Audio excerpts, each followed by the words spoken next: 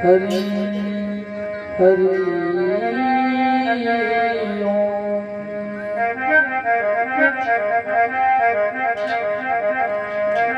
सच्चिदानंद रूपाय विश्वोत्पत्त्यादि हेतुवे तापत्रे विनाशाय श्रीकृष्णं वयं नमः।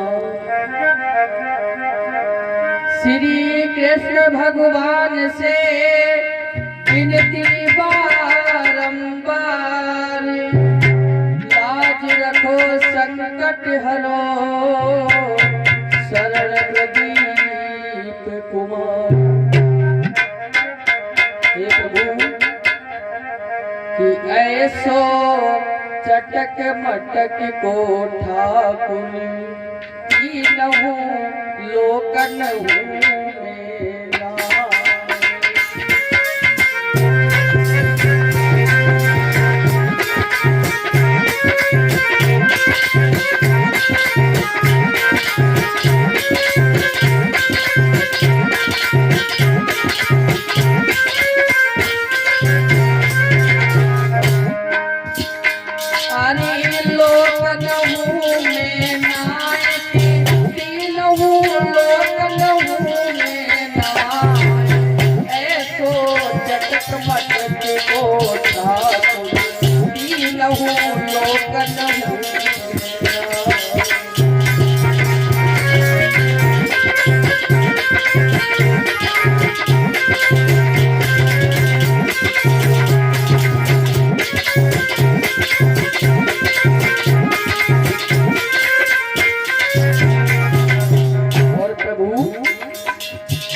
कठिन माने इंद्र को मारे,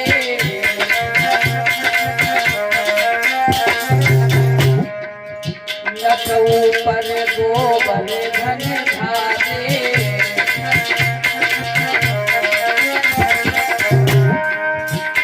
अरे इतनो बलशाली है तो बालन को खिंची जाए।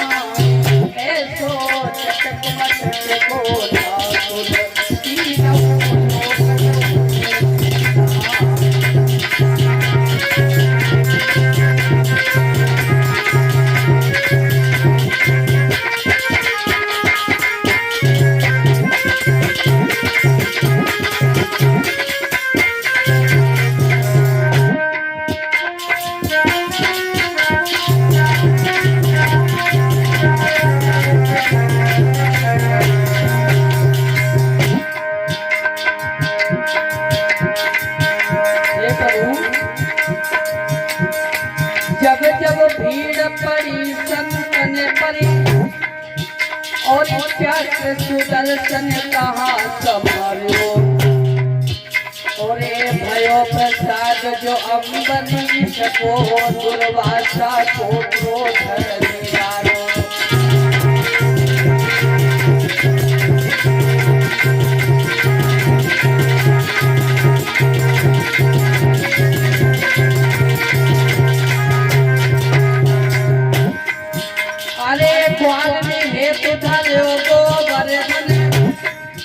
और प्रकट इंद्र को करब प्रहारो।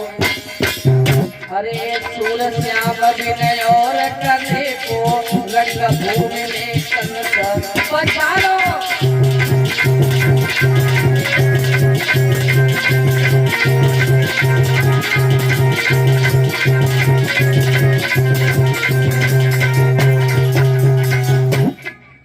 बोले सच्चे दरबार की, कृष्ण कन्हैया लाल की।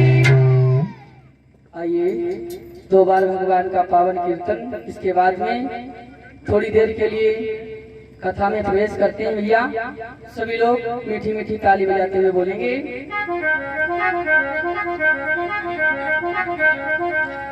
गोविंद मेरो है और गोपाल मेरो है।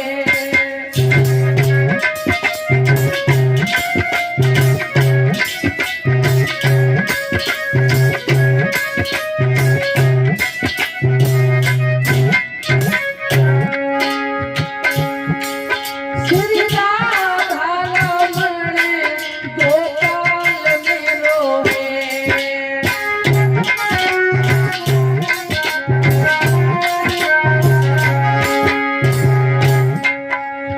गोविंद मेरो है गोपाल मेरो है।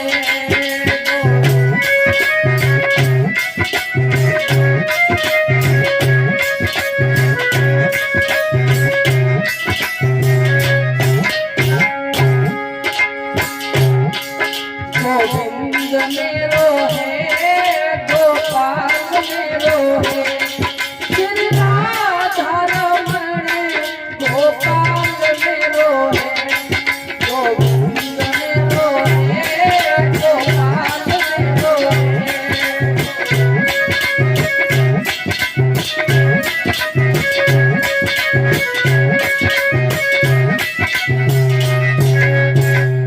बोलिए भक्तवत्सल भगवान की। आइए देखते हैं, कथा में प्रवेश करते हैं।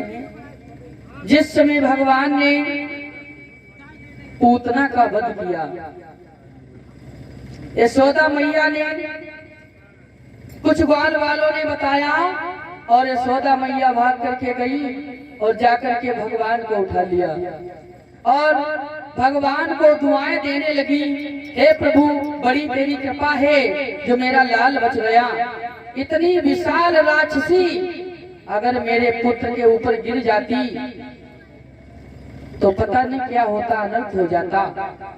लेकिन एक बात बताएं, यदि भगवान से डोरी लगाते हो तो जीवन में कभी अनर्थ नहीं होगा। क्यों?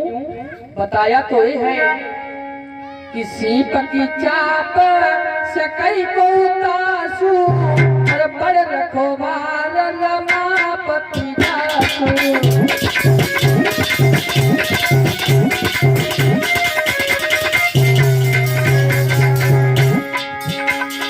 सीप की चाप सकई को तासु बड़ रखवार रमापति जासु।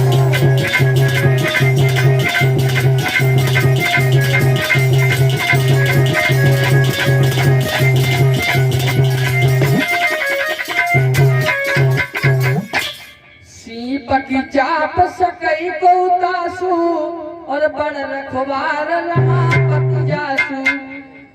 बालन बांका कर सके चाहे जग बैरी होए, जिसको राखे साइया और मार सके ना कोई।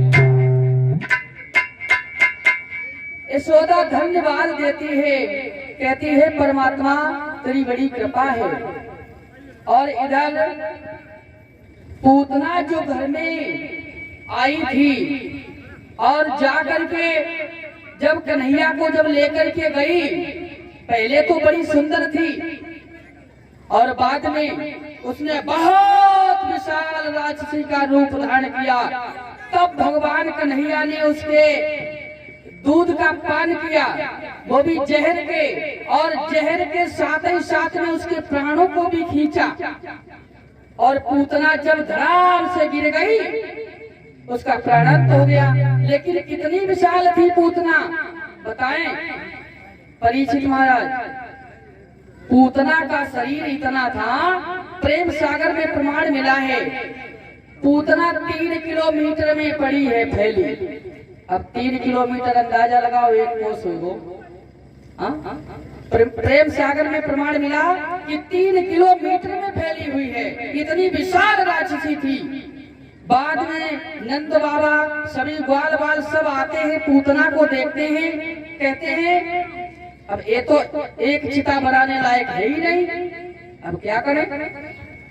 तो बताया तो ये जाता है उसकी लगभग में 25-30 चिताएं बनाई। हाथ काटो और पैर काटे, गर्दन काटी, मतलब हर जगह से खंड खंड करके विभाजित कर दिया। 25-30 चिताएं बना दी पूतना की। और बाद में जब पूतना को जलाया तो श्री सुखदेव जी कहते हैं, राजन परीक्षित, जब पूतना जली और जलने के बाद में उसके अंदर से बड़ी सुंदर सुगंध निकली। एक बात बताओ, जब कोई इंसान जलेगा, मरा हुआ इंसान जब जलेगा तो अंदर उसके सुगंध निकलेगी कि दुर्गंध निकलेगी? परीक्षित महाराज, और फिर वो राक्षसी थी।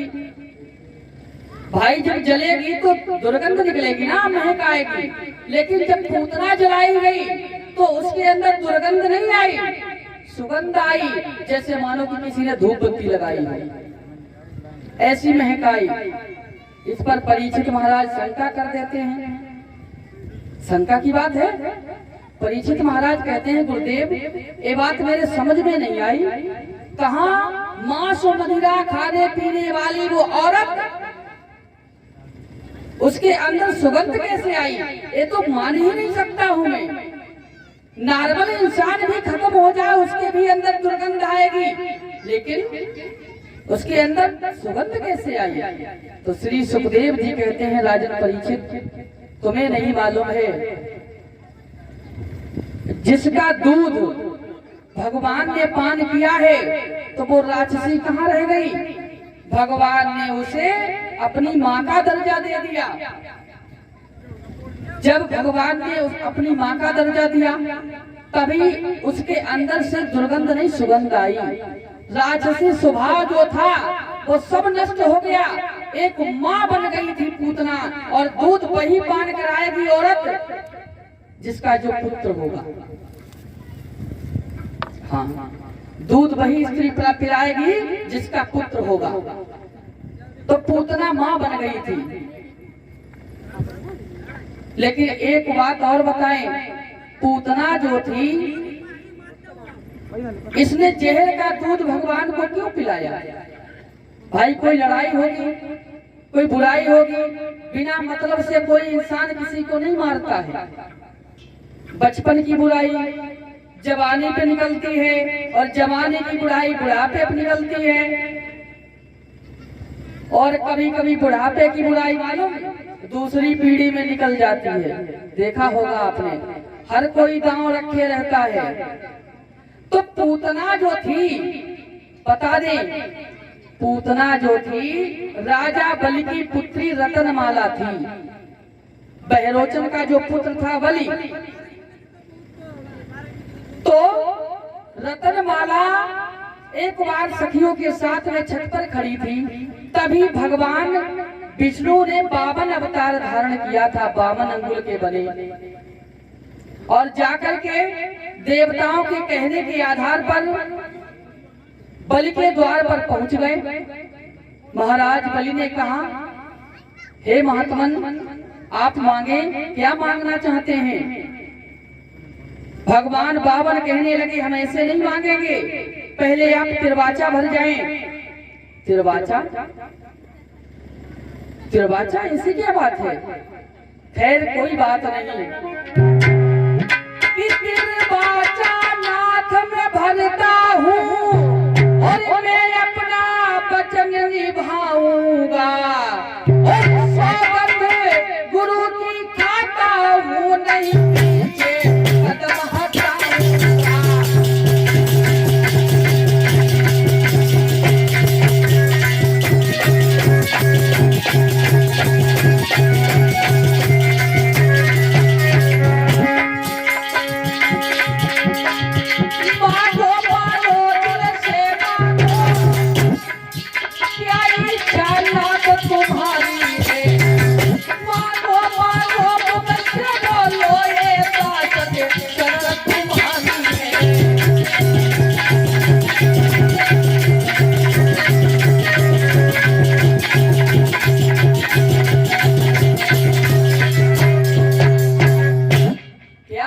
चाहते हैं प्रभु आप मांगे। जब भगवान 52 ने कहा कि तिरवाचा भर जाओ, तो राजा बलि कहते हैं तिरवाचा में भरता हूँ, मांगो, जो मांगोगे मैं वही दूंगा, वही दूंगा, वही दूंगा। लेकिन शुक्राचार्य जो थे दैत्यों के गुरु, उन्होंने समझाया, राजन मत दे दान, ये कोई छलिया है और तुझे नहीं मालूम है, ये साक्षात विष्णु है, विष्णु। राजा बलि कहने लगे, अब तो हम बड़े ही खुशी के साथ देंगे, जो सबको देते हैं वो मेरे पास भिक्षुक बनकर आए, अब तो मैं बिल्कुल आंखें बंद करके दे दूंगा। हम देंगे, जरूर देंगे, और ये मेरा वचन है।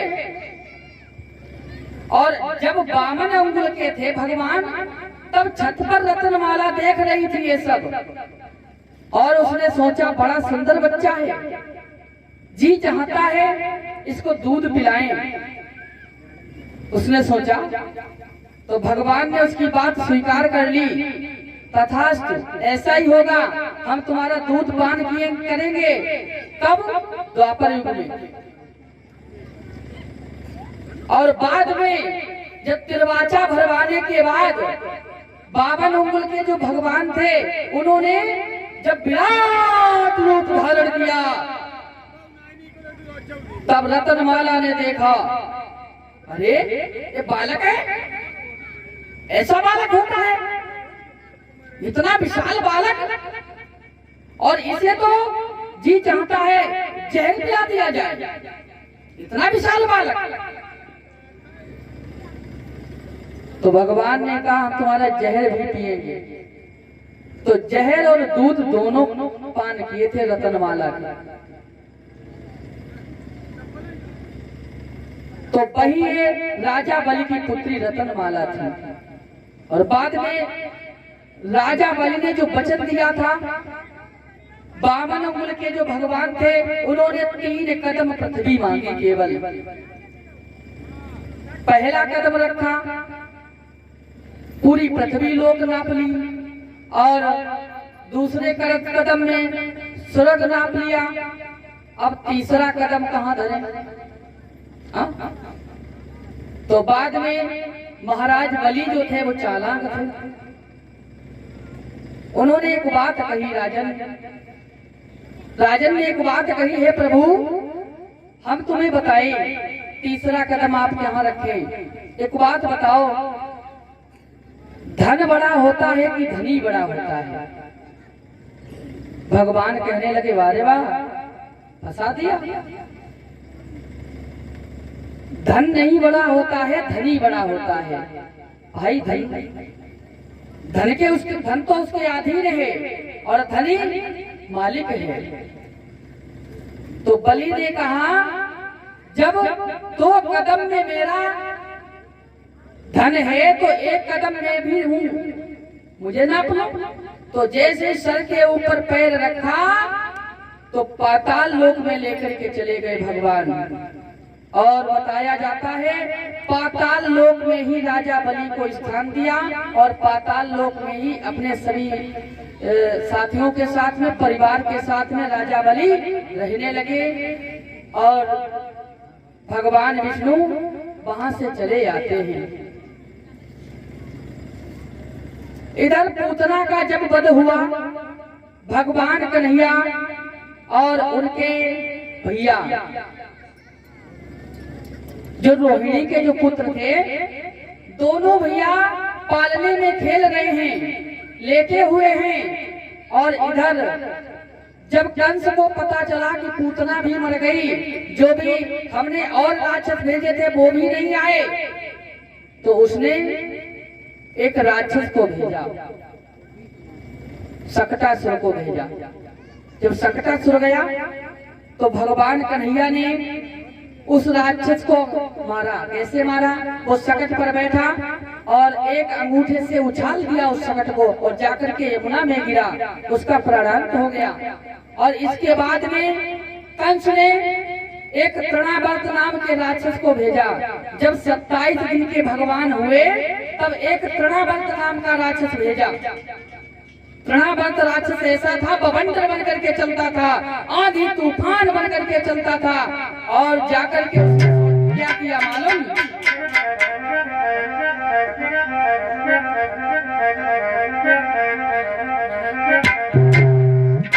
भगवान को उसने क्या किया? उठाया, उठा करके आसमान में लेकर के चला गया। और ऊपर उसने सोचा कि भगवान को इनको हम डाल दें और पत्थर पर डाल के मार दें। भगवान समझ गए, और थल ने सोचा श्याम को और तो पृथ्वी पर डाले, पर उनसे पहले स्वयं गिरा वह पापी चंडाल।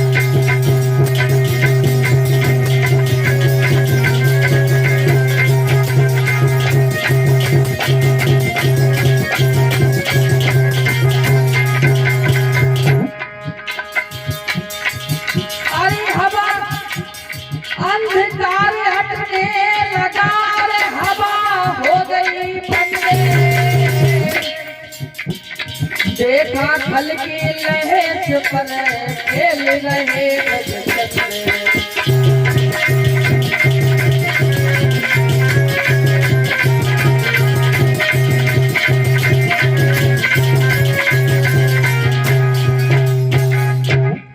जिस समय उस खल की भगवान ने गर्दन दबोच ली, उसने तो सोचा हम श्याम को मार दे, लेकिन इससे पहले ही कन्हैया ने उसकी गर्दन दबोची और उसे नीचे पटक दिया।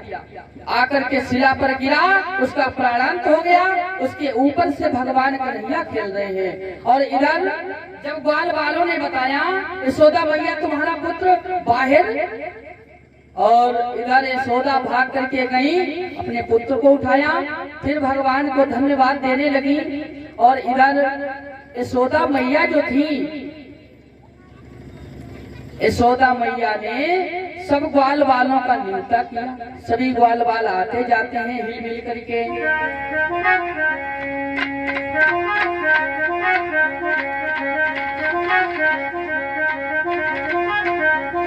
कि सब ग्वाल वाले हिल मिल करके सब ही घर आते जाते हैं।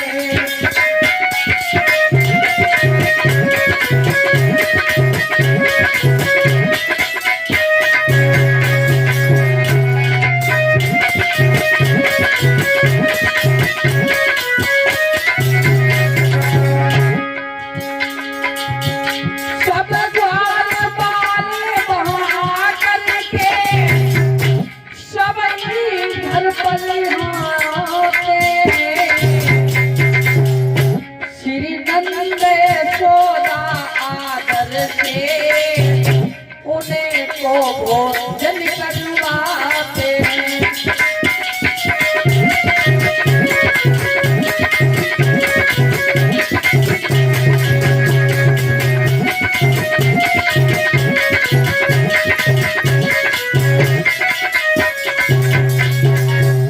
भोजन करवाते हैं, सभी ग्वाल वालों का न्योता करते हैं। और इसके बाद में नंद बाबा ने, यशोदा मैया ने, और जो वासुदेव की पत्नी नंद बाबा के यहाँ रहती थी रोहिणी, उनके भी एक संतान थी जो योग माया ने संकर्षण करके रोहिणी के गर्भ में स्थापित कर दी थी, वही संतान थी। और दोनों संतानें वसुदेव की ही थी। नंद बाबा ने सोचा इनका नामकरण किया जाए। एक बात बताओ, बच्चा पैदा हो, काफी बड़ा हो जाए, अगर उसका नाम ना रखो तो लोग क्या कहेंगे, उसकी क्या पहचान होगी? हर इंसान की उसके नाम से ही पहचान होती है। जैसे मेरा नाम प्रदीप है और ये नाम ही ना होता तो मेरी पहचान ही क्या होती? हर इंसान की उसके नाम से पहचान होती है। तो नंद बाबा ने जो मथुरा में गर्गाचार्य ऋषि रहते थे कंस के यहाँ, उनको बुलवाया। हे प्रभु, आप ऐसा करें, मेरे बच्चों का नाम रख दें। गर्गाचार्य ऋषि कहने लगे, हम कंस के यहाँ रहते हैं, अगर मैंने खुले में नाम रखे, जिसे धूमधाम से नाम रखे, उत्सव मनाया तुमने, तो कंस को पता चल जाएगा। ऐसे नाम मत रखवाओ, काहे को हमारी भी जेल करवा दोगे। किसने नाम रखे? वही बबुआ रखे।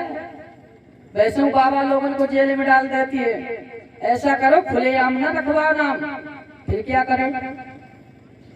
तुम दोनों पुत्रों को लेकर के गौशाला में पहुंचो। तो गौशाला में बड़ा सुंदर लिपवाए दो। परीक्षित महाराज झाड़ू वाड़ू लगवाए के लिपवाए दो। और वहीं पर सब लोग पहुंचे हैं, नंद बाबा, यशोदा, रोहिणी और एक आध ग्वाला और पहुंचेंगे पीछे से। तो गर्गाचार्य ऋषि ने भगवान का नाम पहले रखा। जो यशोदा नंदन थे उनका नाम रखा है सबसे पहले मदन मोहन, प्रेम सागर में प्रमाण मिला। फिर बाद में कई नाम इनके हुए, कृष्ण, कन्हैया, बिहारी, गिरधारी, कई नामों से प्रभु जाने लगे। और इधर जो रोहिणी के संतान थी उनका नाम रखा बलदेव, फिर इसके बाद में बलराम, फिर संकर्षण, इनके भी कई नाम हुए। वो तो दाऊ जी वो कहते थे कन्हैया। तो इस प्रकार से नाम रखे और बाद में धीरे धीरे भगवान कन्हैया और बलराम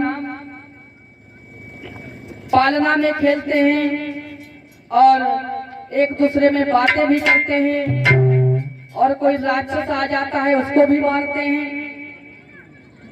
लेकिन एक दिन ऐसा हुआ जब छोटे थे भगवान कन्हैया, घुटनों के बल चल रहे थे, तभी एक दिन यशोदा मैया भगवान कन्हैया को गोद में लेकर के बैठी थी। अचानक कन्हैया दूध पी रहे थे, दूध पान कर रहे थे, तब तक रोहिणी ने अंदर से आवाज लगाई, तुम यहाँ बैठी हो और घर में भीतर दूध जो तुम उबालने के लिए रखी आई थी उसमें उबाल आ गया है, फैल रहा है। तो यशोदा मैया ने कन्हैया को उतारो, जमीन पर बैठा दो, और दूध देकर चली गई। एक बात बताएं, और तरफ तीन काम बहुत बढ़िया लगता है। कौन? दूध पूत बटिया के कंडा। अब बुनिया थोड़ी पढ़ने लगे तो ये कोई नहीं मिली सब कंडा देखे। हाँ, तो ये तीन काम बहुत बढ़िया लगते हैं। अगर झूठी बात में परीक्षित मार जमाई लौटाते हो, वापिस करते हो आप। तो यशोदा मैया ने कन्हैया को उतार दिया और दूध देखने के लिए चली गई। अब कन्हैया ने सोचा, बारे हमसे बढ़ के दूध, ठीक है। उन्होंने एक छड़ी पड़ी थी उठाई और जाकर के मालूम जो मटकियां रखी थी दही से भरी, उसमें जाए के दही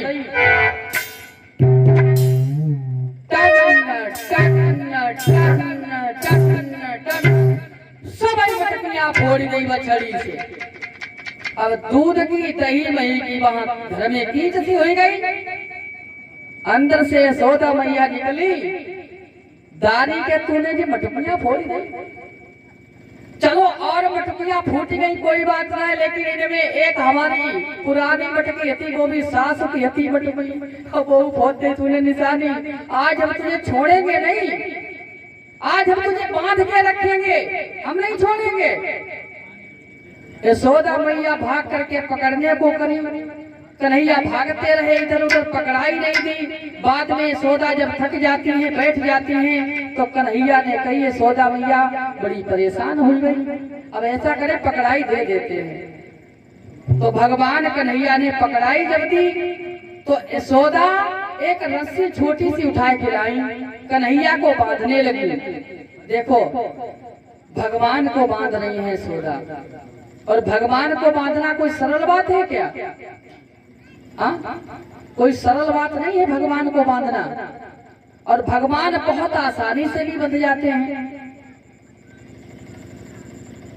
जब एक रस्सी से भगवान नहीं बंधे तो दूसरी रस्सी उठाई, तीसरी उठाई, पूरे घर की रस्सी लग गई, फिर उठाए बंधे, पूरे मोहल्ला की रस्सी यशोदा मैया उठाए लाई, तो उठाए बंधे, बड़ी लंबी रस्सी कर ली। और जब गांठी लगाती है यशोदा मैया तो 2 अंगुल रस्सी छोटी पड़ जाती है, और 2 ही अंगुल रस्सी क्यों छोटी पड़ रही है? 2 अंगुल इसलिए रस्सी छोटी पड़ रही है, प्रेम में 2 शब्द आते हैं, और भक्त और भगवान का प्रेम का ही नाता है, और 2 का ही बस हेर फेर है। अगर राम कहो तब भी 2 ही शब्द आते हैं, तो भक्त और भगवान का 2 ही शब्दों का नाता है, इसीलिए 2 अंगुल छोटी पड़ रही है। प्रेम का नाम यदि लिया जाए तो प्रेम एक सार है, दुनिया में कुछ नहीं। परीक्षित महाराज देखो, जो आएगा बैठ जाएगा। हाँ, फट्टी बिछी है, कोई दिक्कत नहीं। तो 2 अंगुल रस्सी छोटी पड़ रही थी। समझ में ये नहीं आता है कि वो रस्सी घटती जाती है और रंग मुटाते जाते हैं और यशोदा झुंझलाती जाती है, मोहन मुस्काते जाते हैं।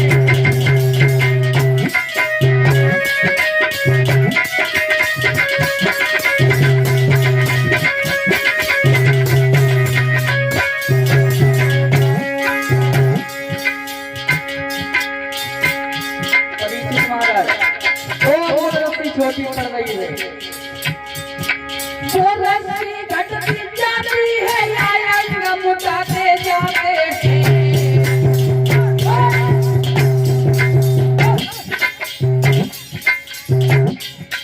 यशोदा झुंझलाती जाती है, मोहन मुस्काते जाते हैं।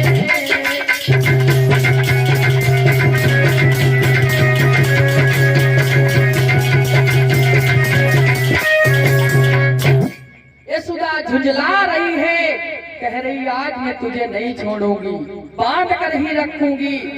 जब यशोदा परेशान हो जाती है तो बाद में भगवान कन्हैया मालूम जो छोटी रस्सी थी पहले यशोदा मैया ने उठाई थी, उसी रस्सी से भगवान कन्हैया ओखल में बंध गए। जब ओखली में बंध गए यशोदा मैया कहने लगी आज तुझे दिन भर बंधा रखूंगी, रोटी तक नहीं दूंगी। बाद में अपना घर का काम करने लगी और इधर भगवान कन्हैया बंधे हैं, काफी टाइम हो गया। तो बाद में भगवान कन्हैया ने धीरे से ओखली जो थी 2-3 बार जोर लगाओ, सही ओखली जो थी वो लुढ़काए और धीरे धीरे लुढ़कत भय 2 वृक्ष खड़े हुए थे, उनमें जाके फंसाए दे परीक्षित महाराज। फिर बाद में फिर जोर लगाओ,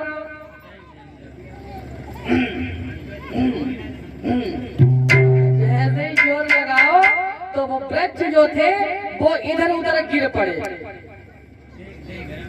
उनमें से 2 पुरुष उत्पन्न हुए, उन्होंने स्तुति की और वो अपने धाम को चले गए।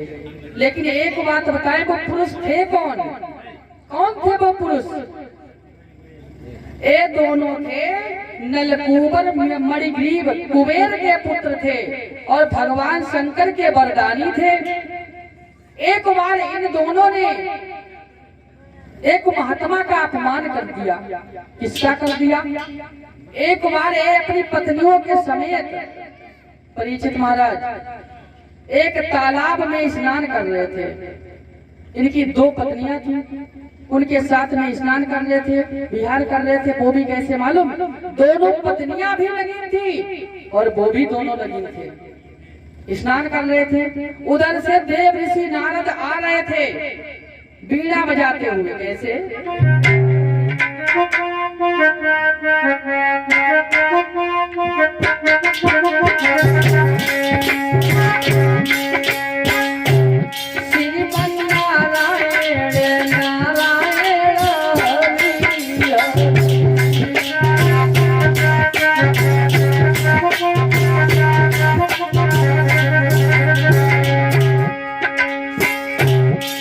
महाराज यहाँ नाम बड़ा अलबेला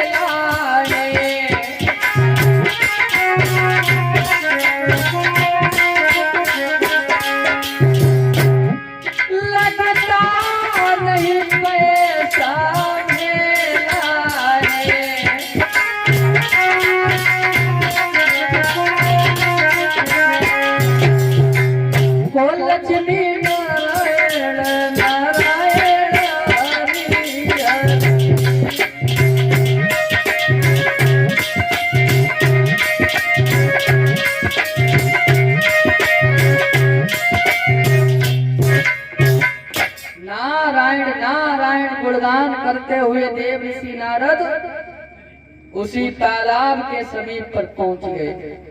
जब इसकी पत्नियों ने देखा, नलकूबर मणिग्रीव की पत्नियों ने देखा देव ऋषि नारद आ रहे हैं, तुरंत भाग कर बाहर निकली, अपने वस्त्र पहन लिए। लेकिन ये दोनों बाहर तो निकल आए, लेकिन एक वृक्ष के समान खड़े रहे, बिल्कुल नग्न। देव ऋषि नारद पहुंच गए पास में, देखा ये क्या हो रहा है? एक बात बताएं, और वो दोनों पहने हूं कैसे? उनने तो दारू पी थी, और दारू में कुछ ध्यान नहीं लाती, क्या हम कह रहे हैं, क्या कर रहे हैं। उन्होंने मदिरा का पान किया था, वो बोल नहीं रहे। जिसे पीने पे चेहरा पे रूहानी आए, और बूढ़ा भी पिए तो उसको भी जवानी आए। तबके झटके अलग हो जाते हैं। थोड़ी देर के लिए मालूम सबसे बड़े पैसा वाले करोड़पति, और बाद में पीने के बाद में जब उतर जाते तब रोड़पति हो जाते हैं। पहले करोड़पति फिर रोड़पति आ जाए। फिर कहा हमें तो वीडी दे दो, एक वीडी दे दो, कौन सा गाना चलो, फिर कोई बात ना है। हाँ, एक बार जी गाना चला, जिन्हें भरा है वो आए थे वो दुकान पर, मेरी माँ हुसैनपुर कथा हो रही थी उनकी। कहा कि शास्त्री जी आओ, आप आओ, सुनो होने के आएंगे महाराज। तो कहने का मतलब है दारू पीने के बाद हर इंसान की बुद्धि भ्रष्ट हो जाती है। दोनों वृक्ष के समान खड़े रहे, कुछ नहीं बोले। देव ऋषि नारद कहने लगे, नगीन अवस्था में खड़े हो, एक महात्मा के सामने तुम मेरा अपमान कर रहे हो। एक बात ध्यान रखना, संत महात्मा का जब अपमान होता है ना, तो कभी चैन नहीं पड़ता है। जाओ, हम तुम्हें श्राप देते हैं, तुम वृक्षों के समान खड़े रहे, तुम वृक्ष बन जाओगे।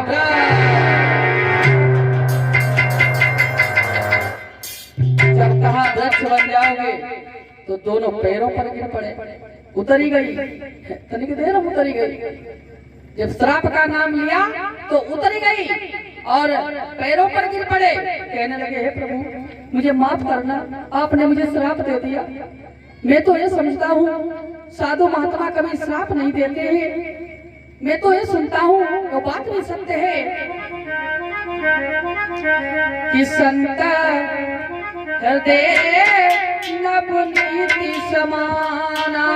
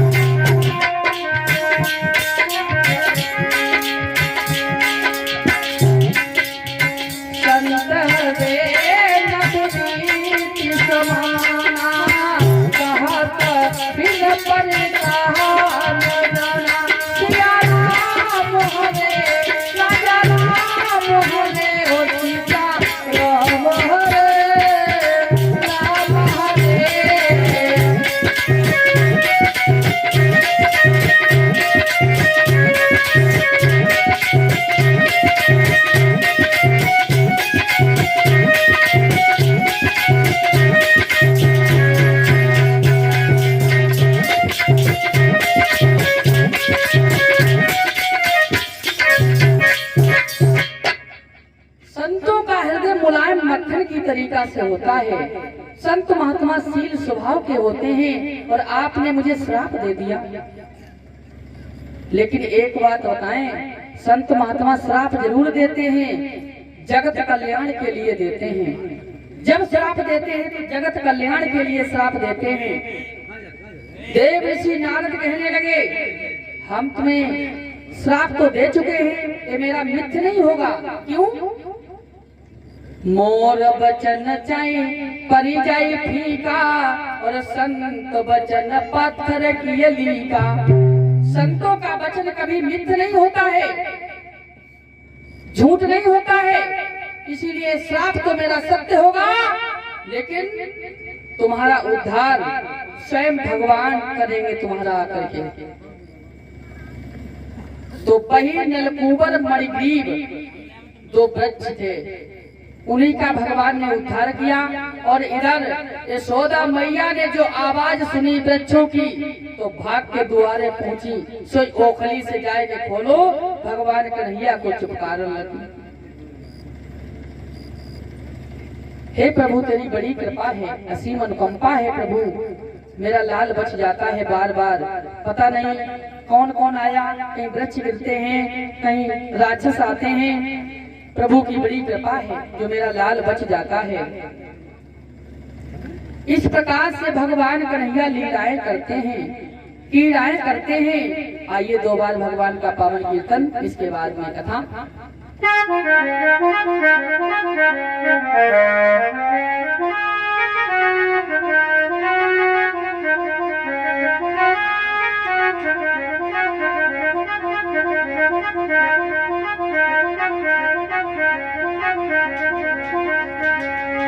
सभी लोग हाथ उठाए लो पहले थोड़ा तो समझे। हाँ कुछ मन लगी लो कथा में कि लनाए लगी लो। हाँ सभी लोग, क्योंकि जो भाव से भर जाते हैं वो भाव से तर जाते हैं, और जिसके विचार बदल जाते हैं वो जीवन में कभी दुखी नहीं रहता है। विचार कैसे? अच्छे विचार, हम ये नहीं कहते हैं गलत विचार बनाओ, हाँ अच्छे विचार, और जो भी करना है उसे कर डालो। जो काल करे सो आज कर, और आज करे सो अब, और पल में परले होएगी, बहुर करेगो कब। विचार कैसे? ऐसे ही हम आपको एक कथा छोटी सुनाएं। कीर्तन से पहले एक कुंभकार था, कुम्हार, परीक्षित महाराज कुम्हार ना देखा होगा, मलैया बनाता है, आप ही हो। कितनी बढ़िया बात है। एक कुंभकार था, वो मिट्टी से चिलम बना रहा था। चिलम, परीक्षित महाराज, कौन सी चिलम? जिसमें गांजा भरा जाता है, माचिस लगा करके दम लगाई जाती है। बहुत प्यार करते हैं तुमको चिलम।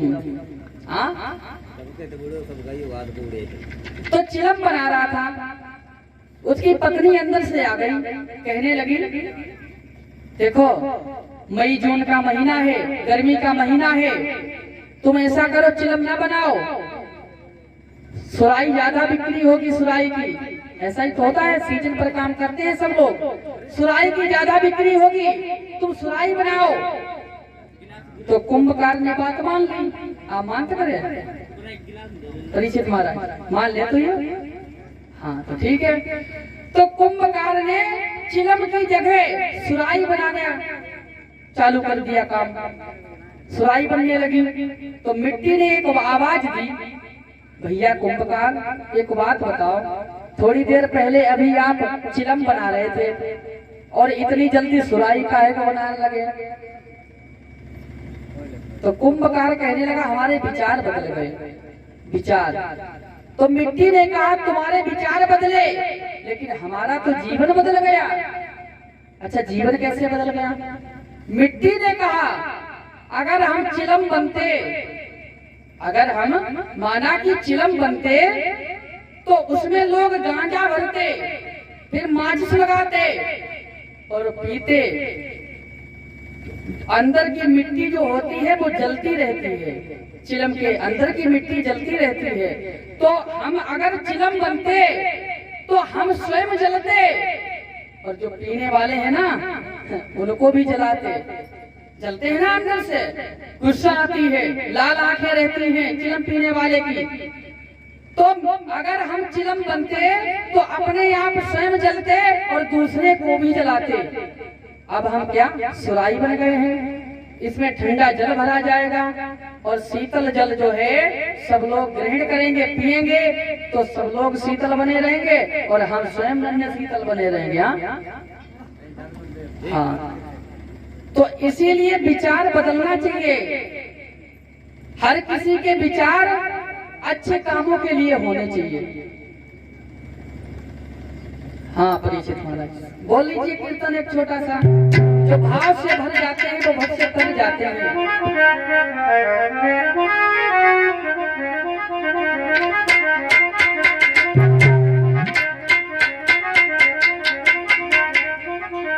कि मेरो कान्हा गुलाब को फूले और किशोरी मेरी कुसुम कली।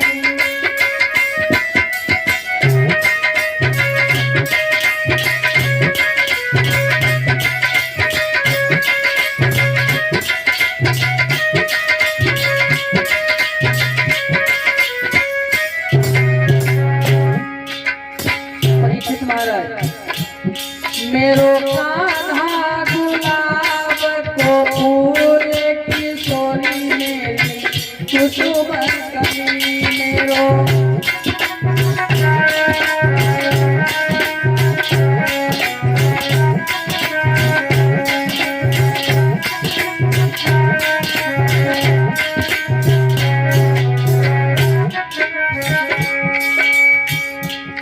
अरे कान्हा मेरो महलन रहता कान्हा। और राधे राधे भटकती गली में गली किशोरी मेरी कुसुम कली। मेरो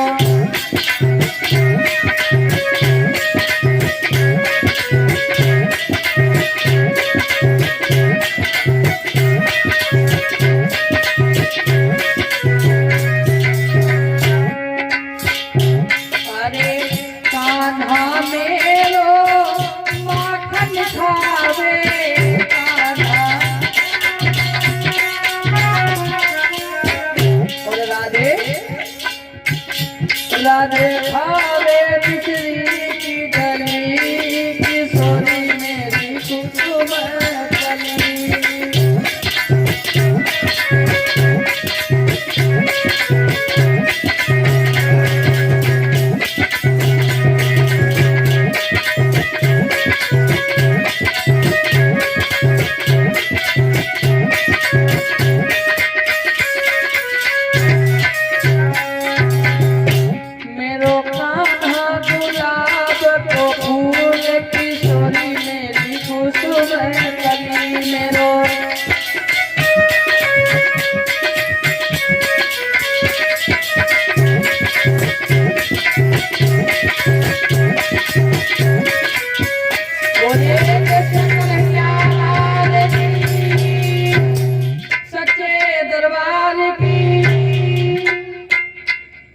कथा कहाँ पर चल रही थी परीक्षित माता? सीते तो भैया कह रहे तखता ही पति कथा तखता ही चल रही। ठीक है। और ये दान दाताओं की सूची आई है। 51 मुद्राएं सूरज प्रकाश दीक्षित हीरमपुर और 51 मुद्राएं मिट्टू प्रजापति क्रिया और ये 10 मुद्राएं गुप्तदान क्रिया और 21 मुद्राएं मछली बीरमपुर 51 मुद्राएं दुर्गपाल क्या छत्रपाल क्रिया और 21 मुद्राएं क्या डिपनेश क्रिया और 11 मुद्राएं जयकरण प्रजापति क्रिया। इन भक्तों ने बारी बारी से दान प्रदान किया है। भगवान सद्बुद्धि प्रदान करें, भंडार भरते रहें, मनोकामना पूर्ण करें। थोड़ी देर और बढ़ा दें परीक्षित महाराज।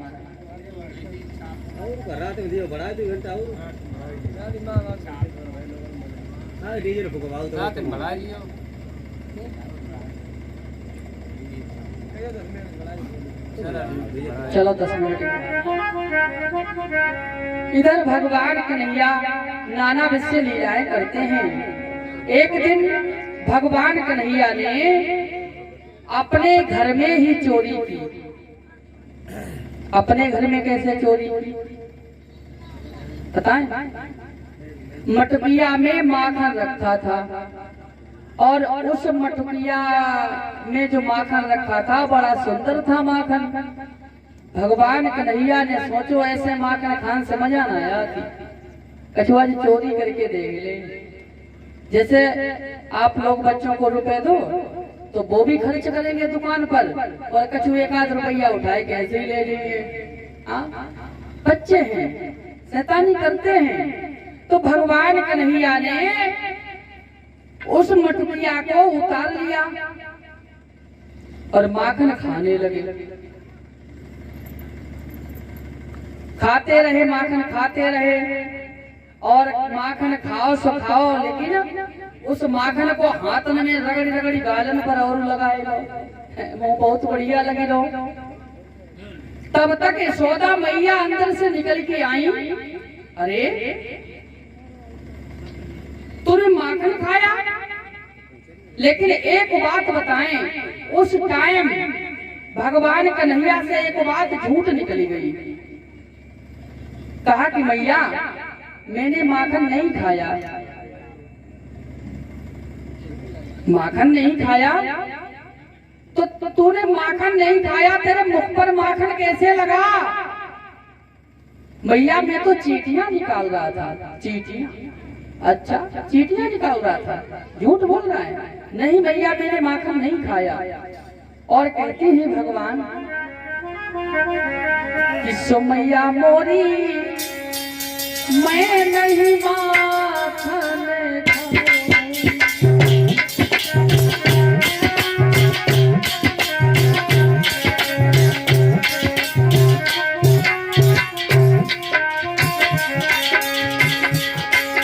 मैया मोरी मैं नहीं माखन खायो, सो मैया मोरी मैं नहीं माखन खायो।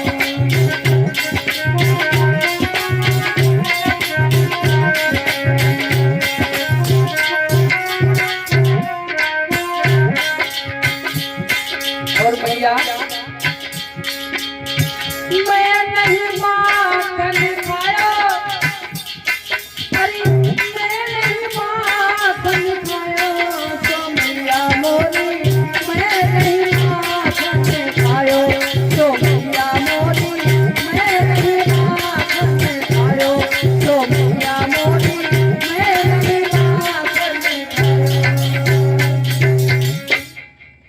मैंने माखन नहीं खाया है।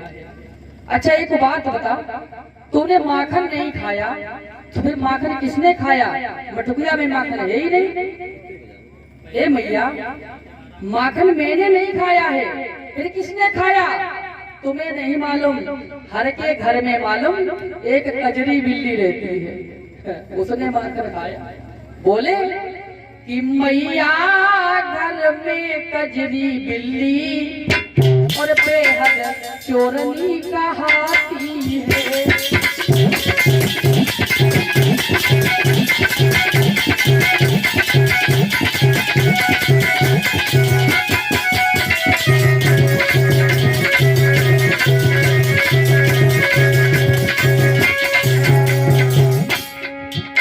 मैया घर में कजरी बिल्ली बेहद चोरनी थोड़ी गिराती है, मैया पोपट की थोड़ी गिराती है, मेरो नाम लगाती है, पोपट की थोड़ी गिराती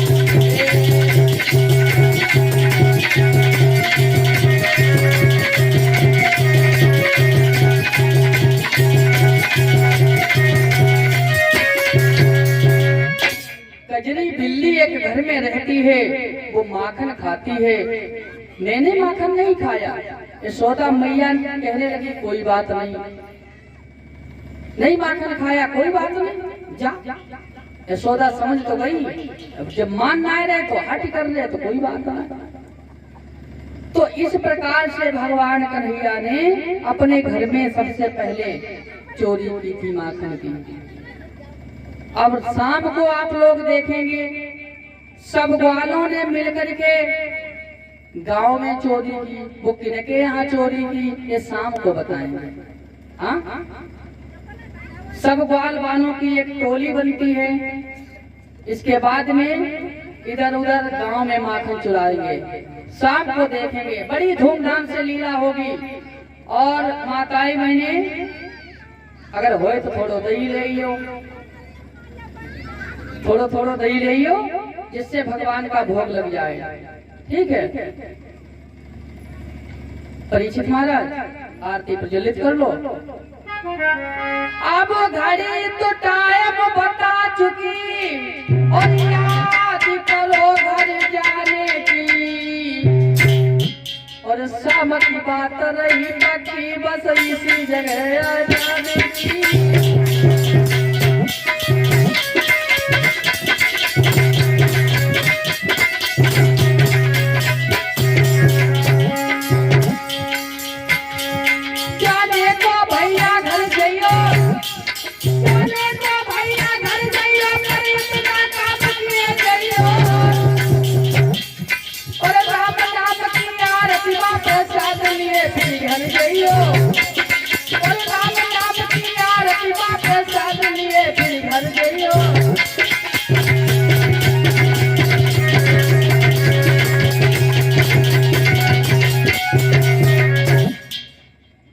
सभी लोग खड़े हो जाएं, आरती करेंगे और शाम को बहुत जल्दी आ जाए, क्योंकि पंडाल में जगह मिलिए ना आज हमें ना रखिए।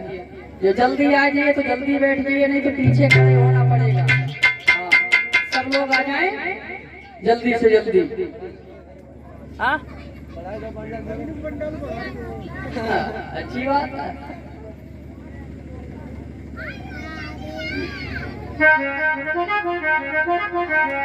आ जाओ 5-7 लोग आ जाओ, पकड़ लो आरती। 5 लोग हो जाओ कम से कम। देखो भाई, दिन में तो कथा के प्रेमी होंगे वही आएंगे, और रात्रि में जो वही हुड़दंगा के प्रेमी है वो तो लुढ़कत चले जाएंगे। देखो, दिन में कथा सुनाई जाती है भगवान की, और रात्रि में भाई ये ना कहें जो क्या दिखाए रहे, जो जनता की मांग होती वही दिखाए रहे।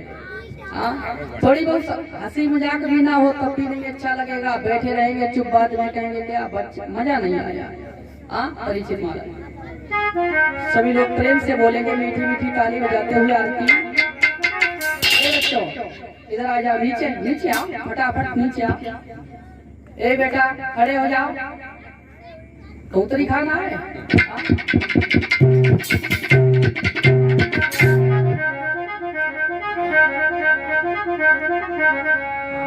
हे गिरधारी तेरी आरती गाऊं,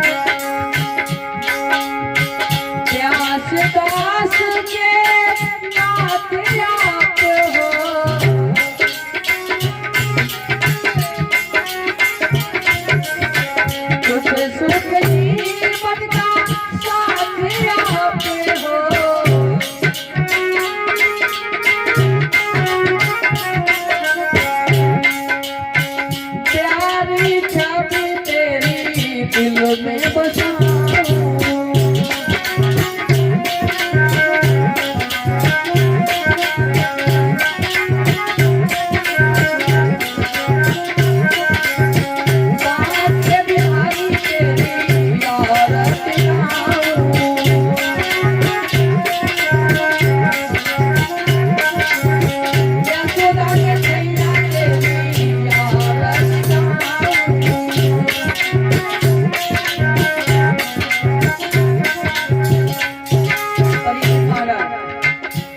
भोग लगा दो।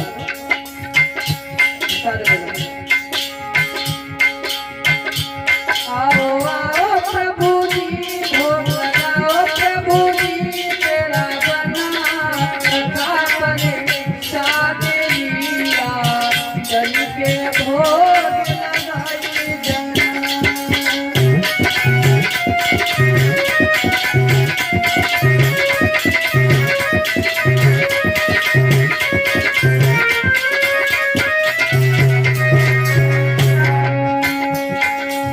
सबरी के बेर सुदामा के तंदुल रुचि रुचि भोग लगाए।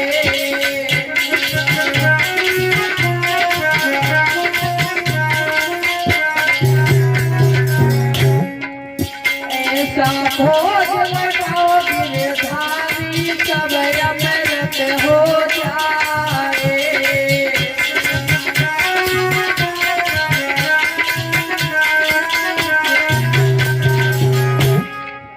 आजाना आजाना आजाना तेरा बना रखा पलटा भोग लगा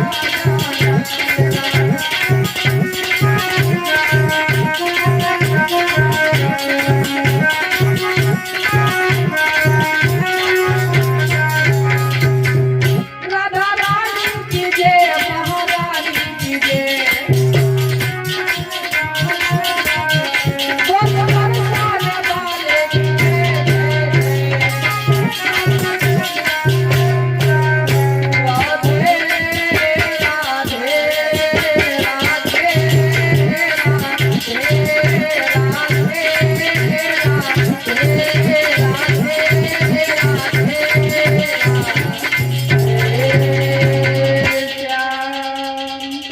बोलिए श्रीमद् भागवत महापुराण की, सच्चे दरबार की, सनातन धर्म की, सुखदेव भगवान की, व्यासदेव भगवान की, परीक्षित महाराज